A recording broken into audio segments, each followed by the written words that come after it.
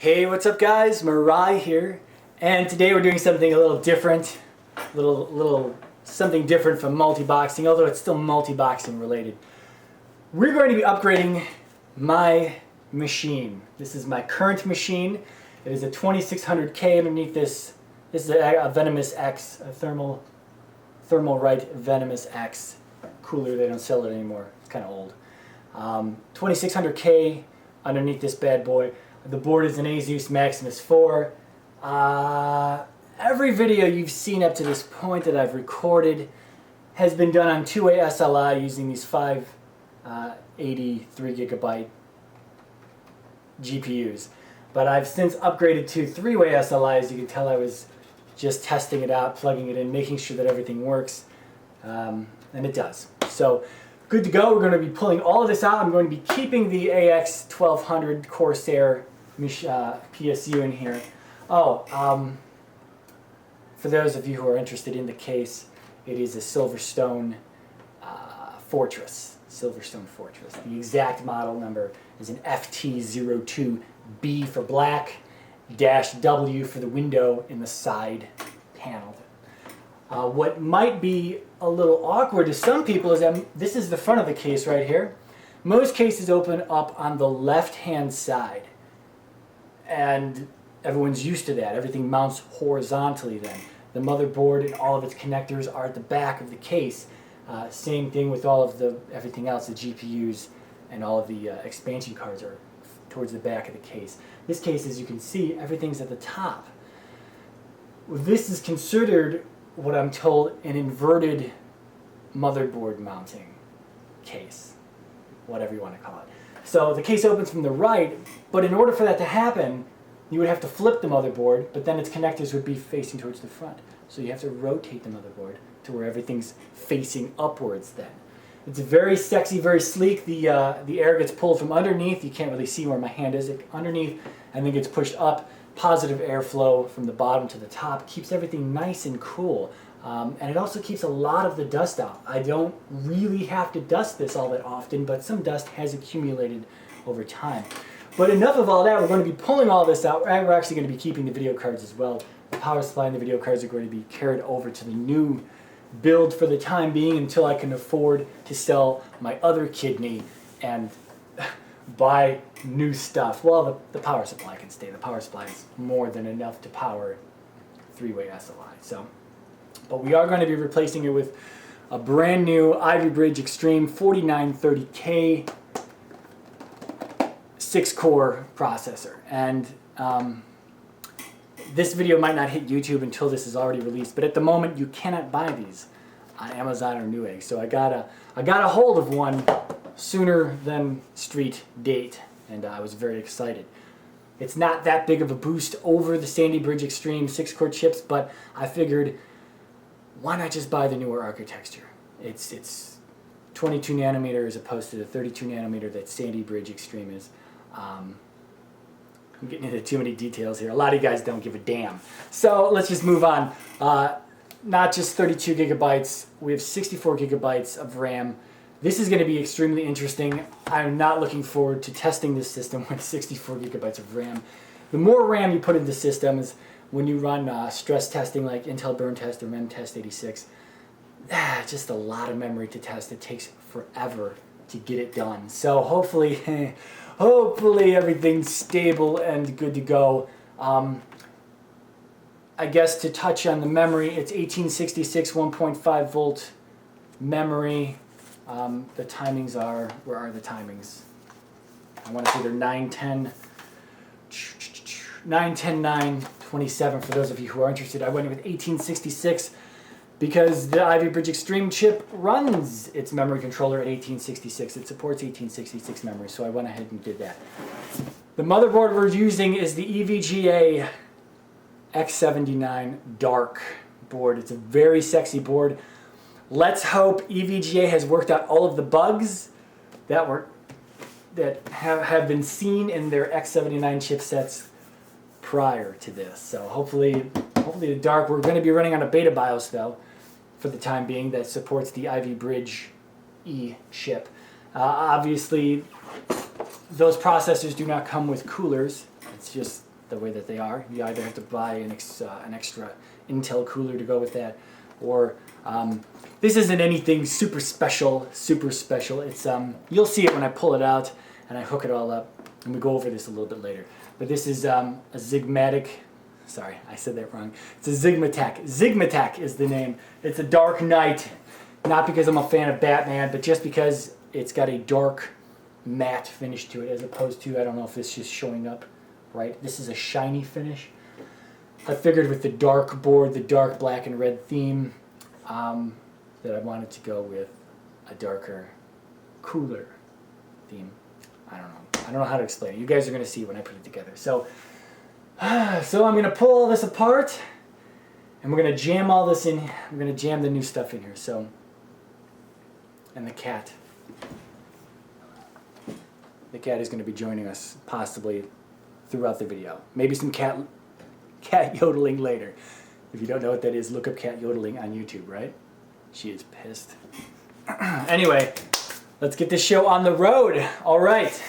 I'll see you guys as we work through this. Let's do this. Let's do this. All right, so I'm going to go ahead and voice over most of the remainder of this video. Otherwise, it'd probably be pretty boring just watching me do this in silence. But before getting started, I would like to share that I began my journey with a delicious Italian sub from a local deli. I always add my own diced cherry peppers, which only increases the overall deliciousness of the sandwich itself. Never mind the unhealthy French fries there in the corner, I needed the extra energy from the greasy fat. But if you must know, they were extremely tasty. All right, now that everyone's hungry, first I needed to remove what was in the case minus the power supply, optical drive, and fan controller. I was thinking of removing the power supply so that I could clean it out a little bit better, but once I remembered that I had kind of specially mounted it in the case, and the fact that there was a lot of cabling on the backside that I didn't really want to disturb, I figured I would just leave it where it was. It's been about 2 years since I had put this machine together, so I was trying to be careful when pulling it apart. You know, I didn't want to hastily rip everything out of there and break something because I was planning on reusing it as a second system. A nice close-up of the Asus Maximus 4 with the Thermalright Venomous X heatsink attached to it. Once everything was removed, the next step was to blow out any of the dust that had been evading my compressed air for the last few years and give everything a good wipe down now that I could better reach some of the less accessible areas. As I mentioned before, this case does a phenomenal job of keeping the dust out, and that's probably thanks to both the positive airflow and the numerous filters that tend to catch most of the crap that would have normally made its way into the case. Now here's a moment that some of you have been waiting for. The good old EVGA Dark X79 chipset. Oh, it looks delicious. This looks delicious. I cannot wait. Where's the rest of my stuff? I cannot wait to put this, those, oh, this, oh, mommy. It's gonna be good. All right, let's get this started. Let's get this show on the road. The next steps were to throw the CPU onto the board, smear some thermal paste on there, and then slap a CPU cooler on top of it.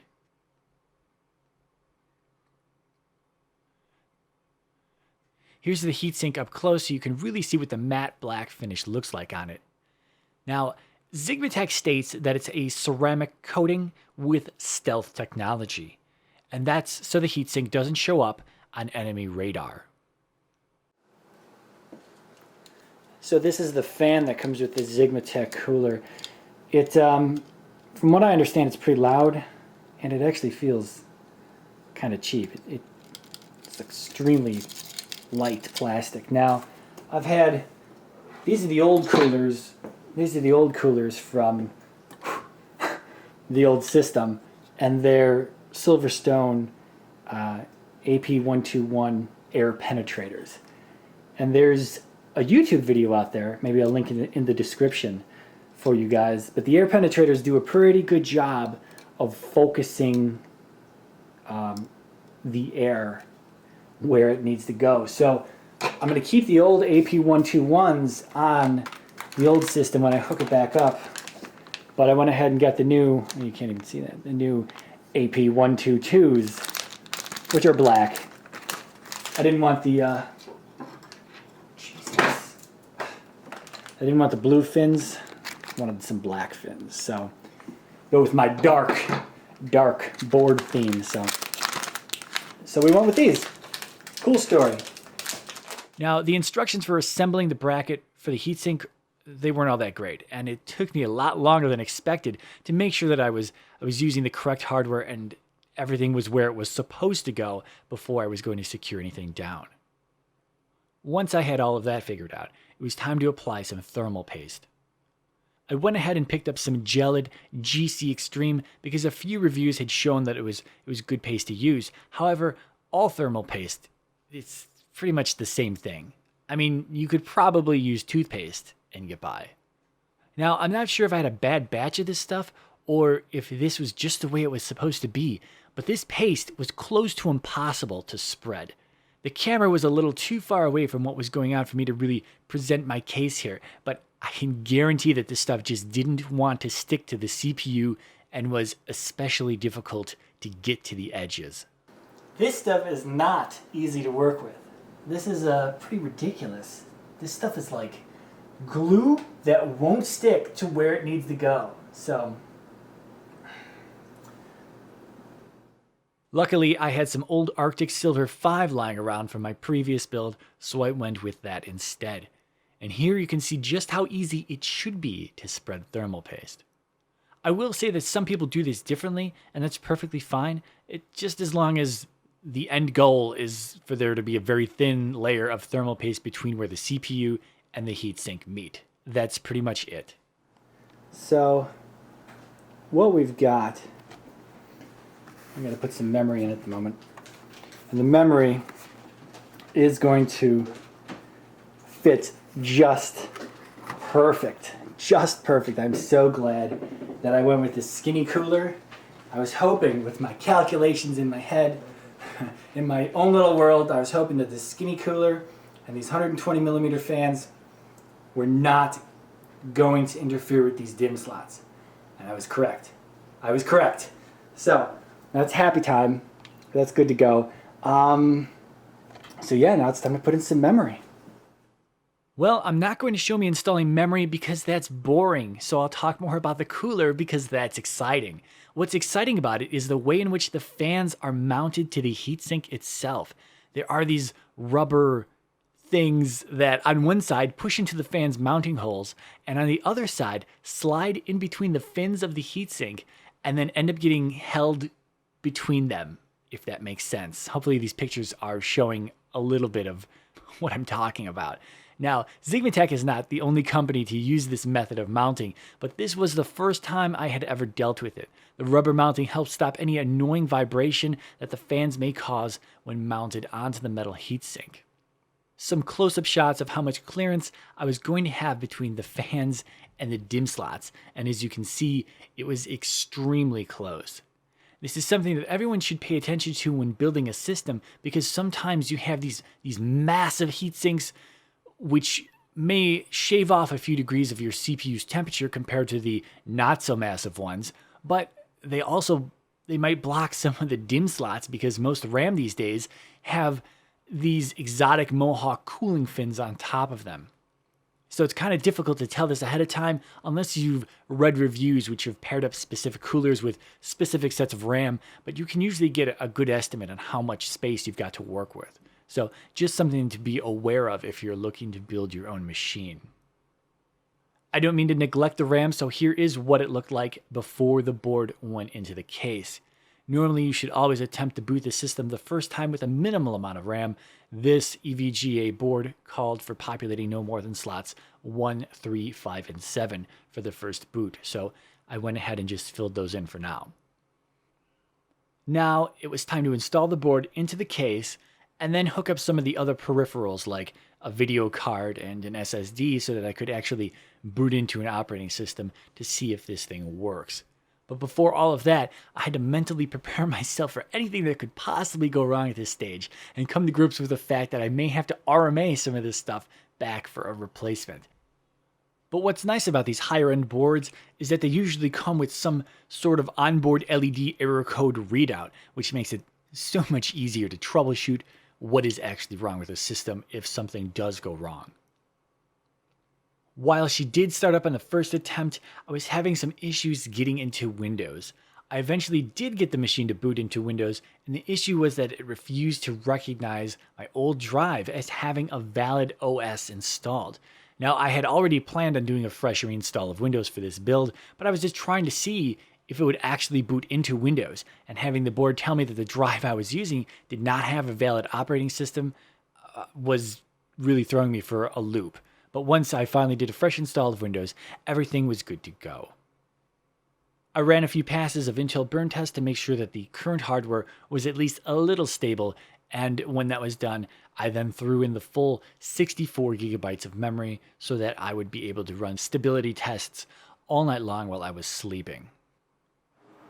All right, so we got all 8 sticks in there. I was a little worried about that fan blade being right on top of that dim. But it's good. It's not rubbing or anything. Now, you might be able to see that there's these lights on them. What's really cool is when you shut the lights off, there are lights on them. So they look really cool. And I'm a shallow person because I bought them because of their lights. Well, that's not really the entire reason I bought them, but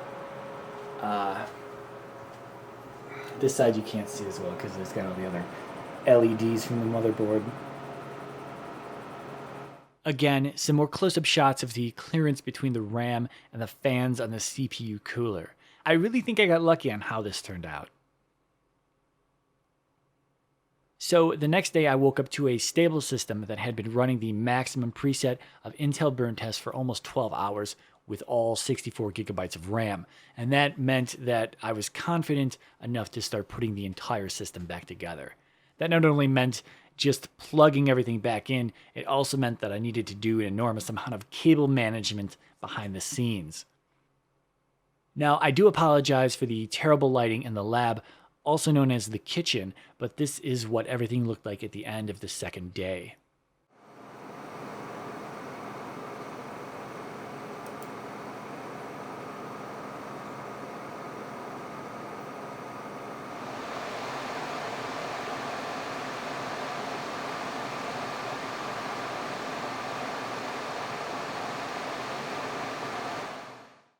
Now, three-way SLI does tend to get pretty loud, especially since I'm running a custom fan profile in MSI Afterburner, which cranks the fans up a little more than usual. But I don't really mind the noise. I guess I'm just willing to sacrifice some peacefulness for lower temps on my GPUs, because let's face it, when I'm gaming, I'm either jamming out to some music or I'm at least listening to the in-game sounds where there's combat and all kinds of other stuff going on. You know, this is most likely all drowning out the jet engine of three-way SLI. But keep in mind that what you're hearing is every single GPU under full load after numerous loops of Unigen's Valley benchmark. The sound is a little more manageable with the side of the case installed, though.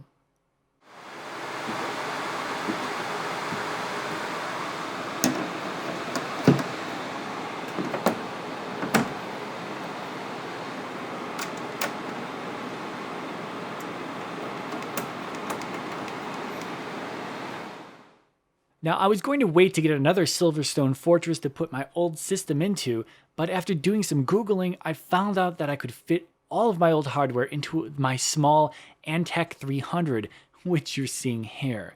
Sorry, there's no video for this one, and of course the lighting isn't all that great. In a side-by-side shot. Now, both of these systems are powering my new 6-monitor array. It's a little bit of an overkill, but I had the monitor arms at my disposal, so I just ran with it. Each machine is also hooked up to its very own APC UPS because three-way SLI pulls too many watts from the wall for me to reliably and cost-effectively use a single UPS. Here are some before shots from when I was tearing down my original setup.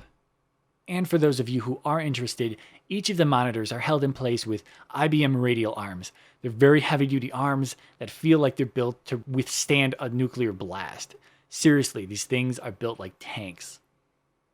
As for the desk, the shelving at the top had to be raised about 4 inches to accommodate the top left and top right monitors. And after talking to the knowledgeable folks at the local hardware store, I decided to secure the extensions with wooden pegs, glue, and some small metal brackets, which did end up working out well because the extensions are rock solid.